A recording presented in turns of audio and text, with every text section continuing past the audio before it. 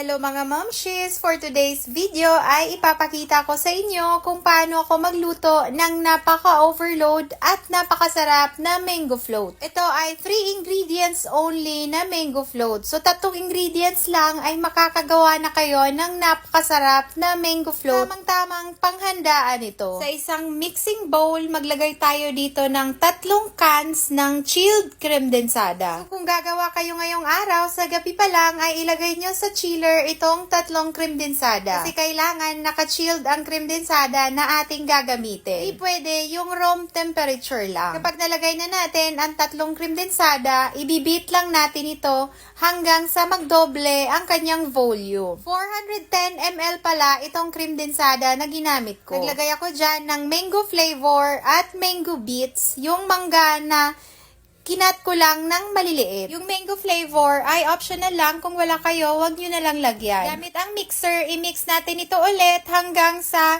makuha na natin yung volume na gusto natin. Ayan, okay na yan. Ngayon naman, sa isang tray ay mag-a-arrange tayo ng grahams dito. Kapag na-arrange na natin lahat ng grahams, isusunod naman natin itong ating cream densada na mixture.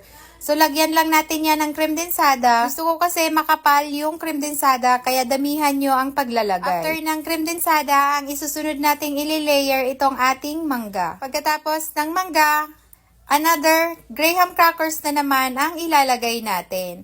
So, lagyan lang natin yan hanggang sa mapuno ng grahams. At isunod natin ang ating mangga. Pagkatapos, ilalagay na naman natin yung cream densada na mixture hanggang sa malagyan natin ito lahat ng cream densada mixture. So, ganyan lang mga mamshies. Paulit-ulit lang ang layer natin dyan hanggang sa mapuno ang inyong tray. Kung umabot kayo sa puntong ito ng aking video, paki-comment nyo naman dyan sa ating comment section kung saang lugar kayo nanonood. Para alam ko kung saan umabot itong aking recipe ng overload mango float. Ayan, pang last layer na ito mga mamshies. Kung pang last layer na, ay ilalagay na natin lahat ng ating cream densada mixture. So, okay na ito. Maglalagay tayo ng crushed grahams sa top niya. Dahil wala akong crushed grahams, dinurog ko na lang yung graham crackers. So, kung meron kayong crushed grahams, yun ang ilagay nyo. Para mas maganda pa itong ating top, naglagay rin ako dito sa top niya ng mga mangga. Pwedeng mango bits, yung maliliit. Pwede rin namang ganito. Depende na lang sa inyo kung anong style ang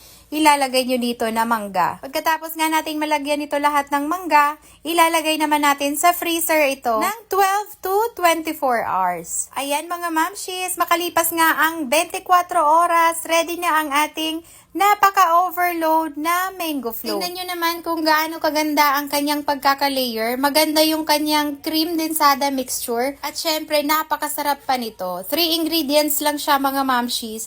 Meron ka ng napakasarap na mango float overload. Ang kagandahan kasi sa cream densada mga mamshies, mas tipid siyang gamitin kasi hindi ka nabibili ng kondensada at hindi ka nabibili ng all-purpose cream. Sa cream densada kasi, isahan na siya, andyan na lahat. May cream ka na, may kondensada ka pa. Kaya subukan nyo na rin ito sa susunod na may handaan kayo sa bahay. Napakasarap niya at syempre, pwedeng-pwede rin nyo naman itong inegosyo at pagkakitaan.